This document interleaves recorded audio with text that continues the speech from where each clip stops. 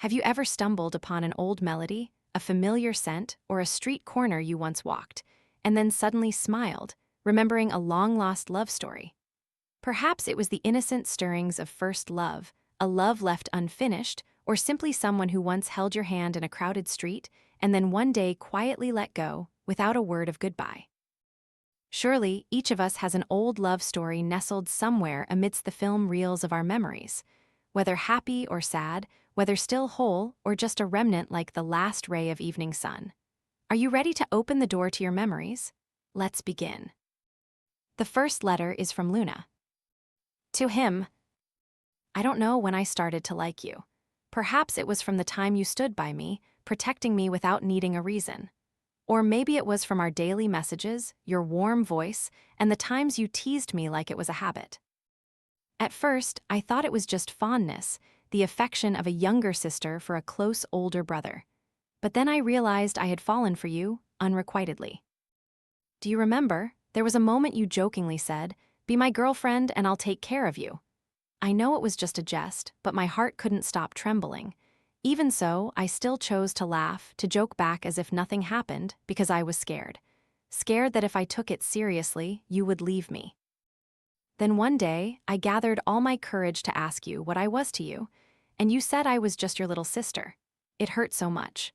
But I still smiled, still pretended nothing was wrong, because I was afraid of losing you, even if only as a friend.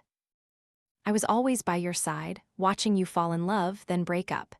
Each time I was there to comfort you, even though my heart ached just as much. You're a good person. I know that, and I understand why those girls fell in love with you. But do you know? There's someone who has always silently liked you, always waiting for you to turn and look back. I don't blame you, nor do I regret liking you. Perhaps you'll never know how much I silently loved you. But it's okay, I just want to say thank you. Thank you for being there for me during those days. Thank you for giving me beautiful memories. No matter what happens in the future, I will always wish you joy and happiness. And if one day you ever happen to remember me, please know that there was once someone who truly liked you that much. Goodbye to you, goodbye to the one who was once my whole world. The one for whom I held all my affection, even though I never dared to say it. Goodbye to the foolish days I spent waiting for something impossible. I will learn to forget you, to let go of feelings that aren't meant for me. But I also hope you remember that in a small corner of my heart, you will always be the most beautiful memory. The next letter is from Raccoon. To you, the one who made me understand what it means to feel a connection, what it means to miss someone. Our story wasn't long, but it was enough for me to have experiences, lessons, and emotions I had never known before. Can I even call it our story? Though brief, it left an indelible mark on me. I never dared to be sure that you felt the same way about me, because your words and actions were always contradictory, leaving me uncertain how to interpret them. Looking at what you did, I couldn't believe it was just normal concern between two female friends, but your words always seemed to deny everything. You know what? You made me feel like somewhere deep inside, you might have felt a little something for me, but you didn't dare to admit it. Perhaps you couldn't accept having feelings for a girl like me. When I gathered all my courage to tell you how I felt, I didn't expect anything from you. I just didn't want to regret it later, and I already predicted your answer. Even so, I still want to thank you. Thank you for being kind and respectful to me. Thank you for making my youth brighter. Thank you for teaching us valuable lessons.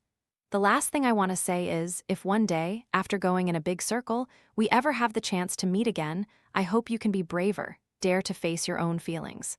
I wish you always find happiness and peace in your new path. The next letter is from Rainy Fence. To Sunny Lamb. Sunny Lamb, just hearing your name brings warmth. You know what? I call you Sunny Lamb because you're like the sunlight on chilly days, not too dazzling, not too harsh, but a gentle glow that naturally seeps into my heart. You bring a sense of serene warmth, like a winter morning with sunlight streaming through the window. I call you Lamb because there's something soft and lovely about you, sometimes a little foolish, a little mischievous, a little innocent, but you can also make others smile with just a glance. Sunny Lamb, you've always been the most radiant part of my world. I love the way you smile, gentle, radiant, as if nothing in this world could truly make you sad. I love the way you talk relaxed, natural, without any forced effort, whether it's with me or with others. I love the way you live carefree but not shallow. And unknowingly, I've learned to get used to liking someone without a single glimmer of hope. It's not because you're too distant, nor because I'm not good enough, but simply because I know that in your world, I've never held a special place. You're not indifferent, not cold, but you've never given me any special priority. What you give me is the same as what you give everyone else. A carefree smile, a cheerful joke, just enough concern, but never anything that would make me dare to think I had a chance to get closer. I once hoped, but then I had to extinguish that hope myself because I knew my feelings were entirely one-sided. You're not thoughtless, you just have no reason to look at me the way I look at you, and I don't blame you for that. Perhaps it's a truly funny feeling to like someone without any hope from the very beginning. It's like looking up at a star, knowing it's beautiful, radiant, but also knowing you'll never touch it. I can admire you from afar, I can quietly follow you, but I can never get closer. So I'm writing this letter not for you to know, not to change anything, but just so I can tell myself that it's time to stop. Stopping doesn't mean forgetting. I will still look at you, still secretly smile when I see you happy, still keep the beautiful memories of you in my heart. But I won't hope anymore, won't create fragile hopes for myself only to crush them with my own hands. You will always be the most radiant person in my eyes. It's just that from now on, I will learn to accept that that light isn't solely mine, and that's enough. You will keep running because you are always strong, always shining. No matter what rain comes, the rain might wet your feet, but it can't extinguish the light within you. You are your own sun, always radiant, no matter how gray the sky gets, and I know that no matter what, you will keep moving forward, never stopping, never faltering. As for me, I'm just a rainy fence standing silently, watching you pass by. The heavy rain falls, you run faster, trying to find shelter, while I remain right here, drenched but unable to call out. You glide past me as gently as a dream, and watching your silhouette fade in the rain, I wonder if you would ever stop and stand by me, even for just a moment, even just once in a lifetime. The next letter is from Minnow. To Shimmering Parrot. I call you Shimmering Parrot because truly, every time I see you, I feel like you're something truly special, like a bright star in the dark night. You're always cheerful, telling funny stories, and you have an indescribable charm that I can't help but notice. I've liked you for a very long time, liked you silently in a way that perhaps only I understand. You know what? During those years when you had a partner, I told myself I had to be silent, had to bury these feelings, because I knew that some things simply couldn't be changed. You were happy with them, and I was an outsider, quietly watching from afar. Every time I saw you with your partner, my heart would clench, but I still kept my feelings, my emotions, hidden deep inside. Because I knew I had no right to interfere in your life. I convinced myself it was just a fleeting emotion and that it would pass. But it didn't pass, you know. It kept smoldering in my heart like an unquenchable fire. Then one day, everything seemed to turn around. You and your partner broke up and you were single again. I started to feel something shift. We started playing games together, talking every day, teasing each other, calling each other. And those moments truly made me think that perhaps you had started to see me in a different light. Every time we talked, every time you smiled, every time we shared random stories, my heart would beat faster. I thought maybe I was special to you, maybe you felt a little something similar to me. I felt like I was stepping into our own world, where it was just the two of us, and everything became strangely beautiful. People often teased us, always joking that we were a couple. Every time I heard those words, my heart would clench then swell, as if I were flying high. In those moments, I was truly happy, because I wanted to say that if it were possible, I wished that one day you would look at me the way everyone looked at us, that you would feel something special being with me, just like the feeling I have for you. Truly, just that would make me so happy. But then my heart shattered as I realized the truth. You treated me intimately, but also like everyone else. You were always kind, cheerful, and concerned for everyone around you. You didn't just do that with me, but with everyone. And then I realized that I wasn't as special to you as I thought. I was just one among countless friends you had. Nothing more. All the emotions I had nurtured, all the tiny hopes, were now just fragments in my heart. Even so, a part of my heart still can't stop. I still hold on to hope. no matter how small that hope is, at least I can say that I still like you, always have, and still hope that someday you might understand my heart. I want those moments to last forever, but I also understand that no matter what, you will always be able to fly higher and further, like a free parrot in the vast sky.